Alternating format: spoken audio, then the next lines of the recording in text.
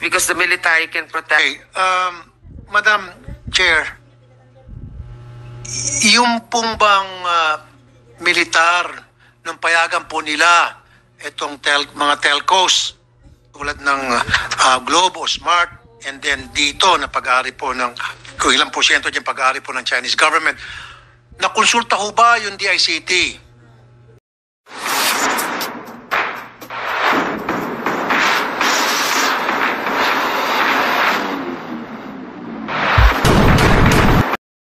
Isabella and Davao is recognized.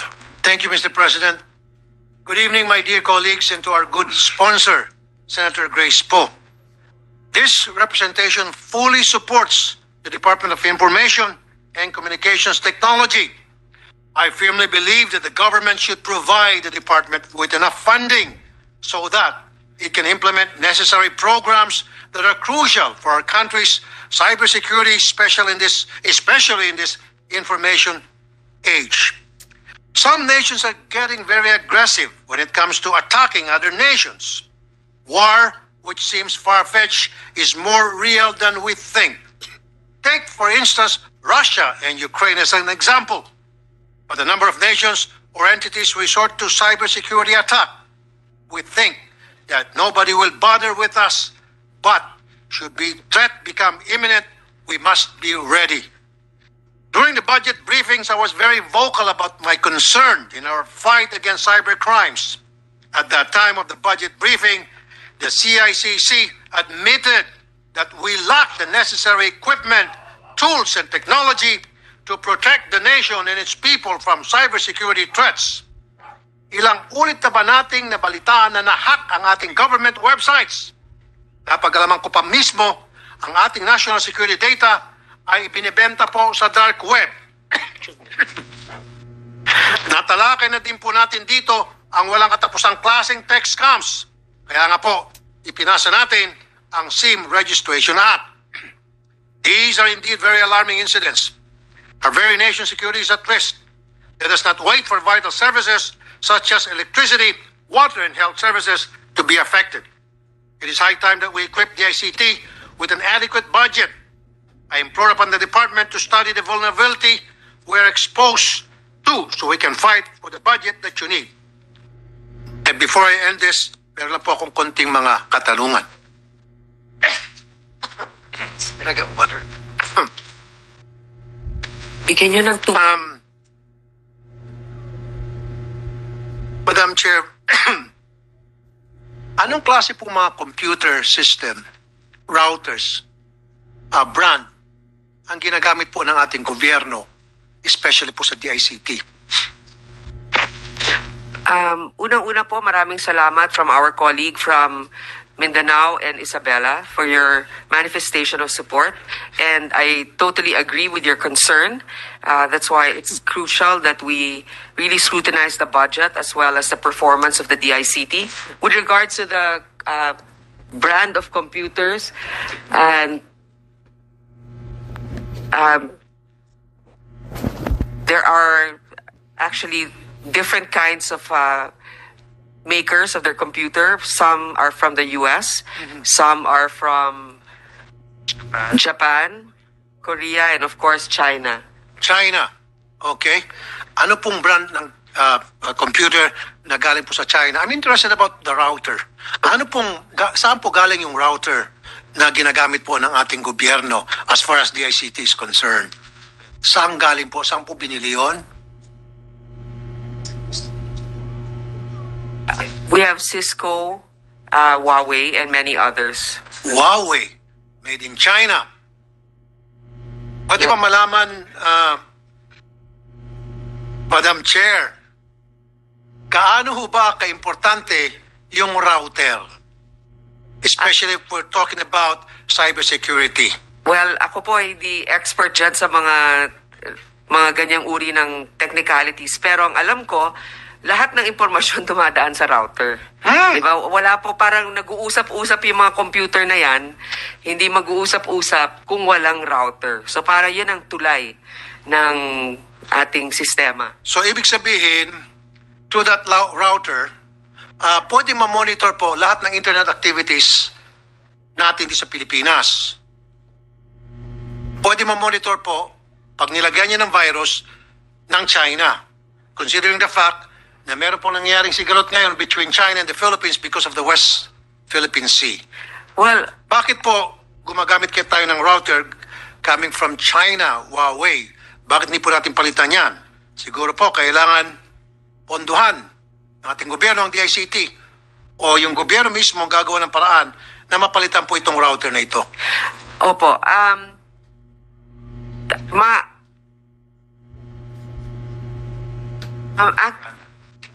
Actually po, it's really embedded in many of the systems in our country, including telcos, na gumagamit ng mga China-made products. Particularly nga Huawei na ginagamit ng isang telco company.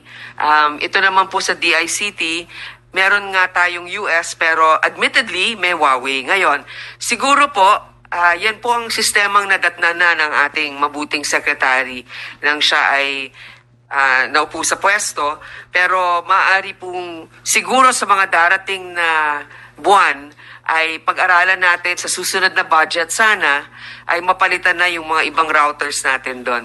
Okay, do you agree with me, Madam Secretary? Siguro po din natin tanungin ng mga experts natin, kung may mga experts dyan ngayon sa panel po ng DICT, na it may serve as a security threat.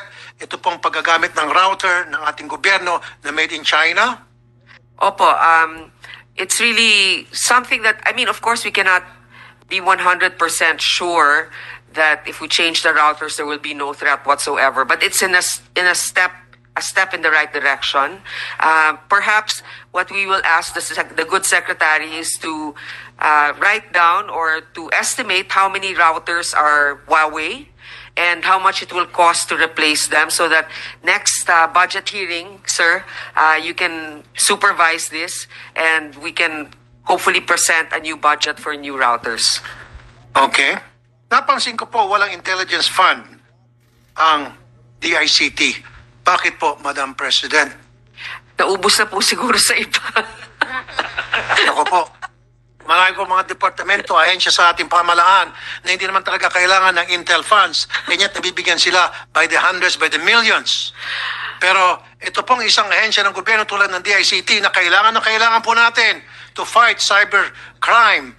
Lalo na ngayon po sa pagdami na po dito mga scammer, tech scam kung tawagin sa social media. At nalalagay na po sa panganib ang ating cybersecurity. Bakit po hindi natin bigyan ng Intel funds ito pong DICT na napaka-importante po para sa kanila makapagtrabaho sila na maayos, maprotektahan po yung ating cyberspace. Thank you for pointing that out, Mr. President. I agree with you. This is a very crucial department to monitor the safety of our countrymen. Lucky for them, they're working alongside telecommunications companies like Globe and Smart, who have the budget to do their own monitoring and investigation, subject to a court approval. So in the meantime, that they don't have, the ICT does not have its own intelligence fund, they are actually at the mercy of the telcos to provide information that they might need in order to capture some of those that are sending all of these tech scams. But again, you have pointed out two very important points, Mr. President. Number one, you mentioned about the routers, which we really need to consider changing. And number two, na point out po ninyo na walang intelligence fund ang isang ahensya na malaki ang responsibilidad sa pangangalaga ng seguridad ng ating mga kababayan.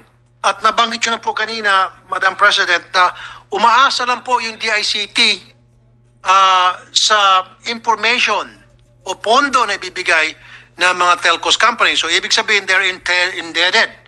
May utang na loob pa sila dito sa mga telcos. So, kung ano ibibigay ng telcos, ano ididikta sa kanila, well, dahil may utang na loob sila dito, so they'll just accept it and do what as they want them to do.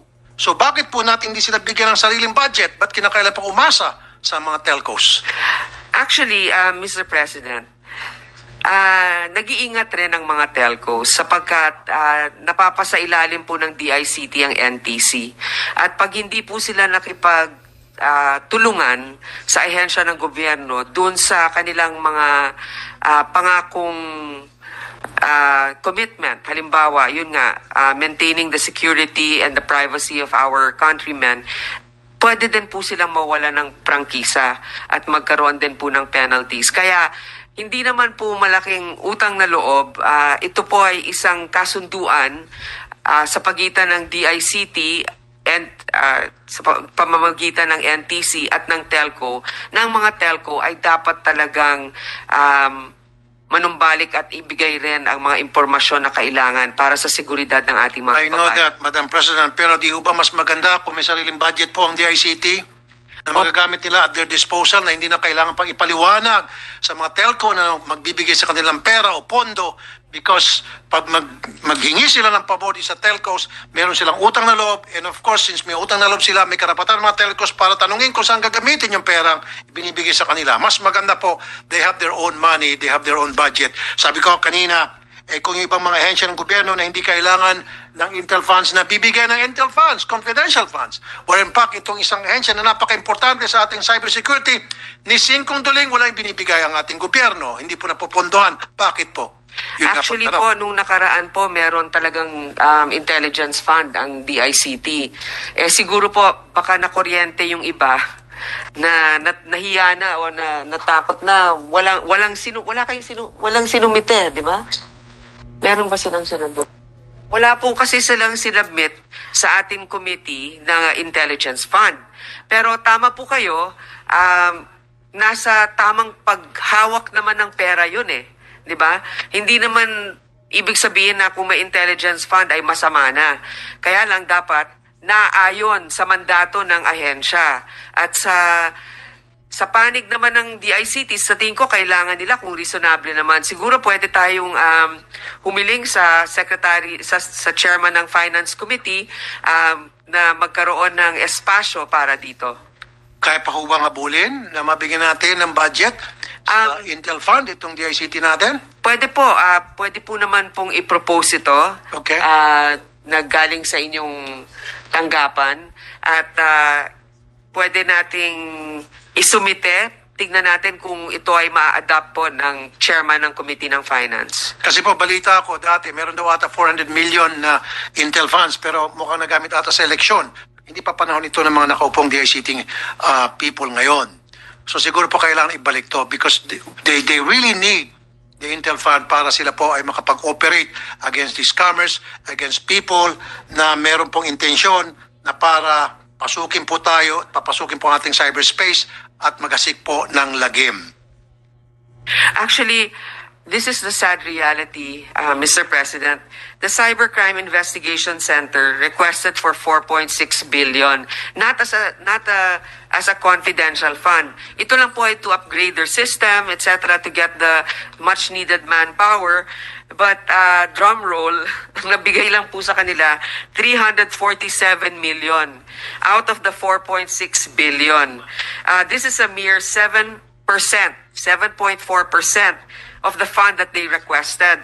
So, unlike you, Mr. President, I don't think the ones that are deciding on the budget is really taking the role of the DICT seriously.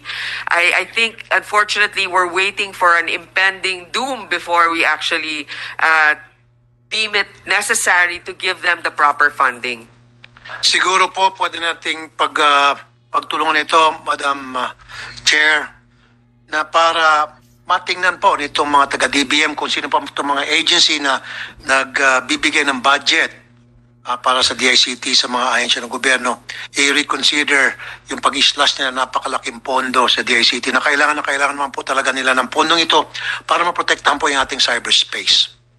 Now, balita ko po, ibinebenta na raw po ngayon sa dark web ito pong ating national security data. Do you have this kind of information, Madam President?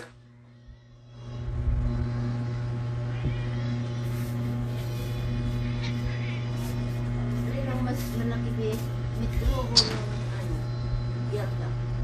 Metro. From the Secretary, Mr. President, apparently there's really a lot of talk about our information being sold in the dark web. But unfortunately, this is, at this point, not validated. And let me ask if there's an effort and a capability to validate. The good secretary said that with the proper intel fund, we might be able to do more digging into the legitimacy of the claims that our information is being sold in the dark web. Okay. So, there's no way to validate kung totoo itong sa dark web binibenta po ang ating mga napakahalagang national security data. Kailangan po ng Intel Fund. Yan na naman po, Intel Fund na naman, na wala po yung ating DICT. Tama po kayo. Kaya ako yung nagpapasalamat din sa inyo, Mr. President, na inilalabas ninyo ito. Alam niyo naman po, pag tayo ay may mga komite, napakaliit po ng espasyo para kumuha ng pondo. Unfortunately, hindi po tayo yung unang nagdedesisyon, kundi yung ahensya ng gobyerno na gumagawa ng budget. Hindi naman po talaga nasama yon dun sa hiniling nila. Kanina nga po, this is medyo out of topic, yung DNR, meron 13 million something na Intel funds na wala naman sila nagagawa para magamit yung Intel funds para mahuli yung mga nagasik ng lagim sa masungi protected area. Marami pa, hindi na ako magbabanggit ng mga ahensya ng gobyerno na hindi naman talaga nila kailangan ng Intel Fund o Confidential Fund, and yet ang laking binibigay sa kanila ng Confidential Fund na itong ahensya na tulad ng DICT ni Singong Duling, zero in-slash po ng DBM. Now, let's move on. Let's talk about ito pong mga cell site, towers, sa loob po ng kampo ng militar. Paano nangyari po ito? Sa pagkakaalam ko po, noon pa man ay meron ng kasunduan ang isang telco company sa gobyerno. Nung ako po ay nag-iimbestiga nito bilang chairman ng Committee on Public Services, isa po yan sa tinanong natin sa mga National Security Advisor kung hindi ba ito makakasama sa ating seguridad. At sinasabi po nila, ito na mismo yung mga military nagsasabi noon na hindi daw. Ito daw ay secure sapagkat tower lang naman daw yung nandun, wala naman daw silang pakialam dun sa systems ng AFP or ng military. How about, that's coming from the military, pero how about independent experts? Natanong ho ba natin kung that can pose as security threat, especially yung isa dyan, yung dito na malaking porsyento ay pag-aari po ng Chinese government. So, would that pose a threat na yung dito nandoon at iba pang telcos companies, meron pong tower sa loob mismo ng kampo ng AFP na pwede pong lagyan po ng device o technology na para maka-eavesdrop sa operations ng ating militar? Opo, totoo po yan. Yung mga iba po na nag-attend ng ating hearing, lalo na sa private sector, expressed concern about it. But at that time, we were in need of a third telco company, and the actual administration then was actively pushing for the approval of a third telco company. That's why, in the end, although there's some hesitations about the possible safety concern when it comes to our national security, this was allowed with the assurance of the military that they were vetting the technicians and also that the ownership apparently of that telco is Filipino. And consequently, this is also advantageous because the military can protect these towers, apparently. And we also receive a confidential memo from the military that it is low risk. So we have it in our records that they were in agreement to that setup, Mr. President. Okay. Madam Chair, yung pong bang militar nung payagan po nila itong mga telcos tulad ng Globo, Smart, and then dito na pag-aari po ng kung ilang porsyento dyan pag-aari po ng Chinese government. Nakonsulta ho ba yung DICT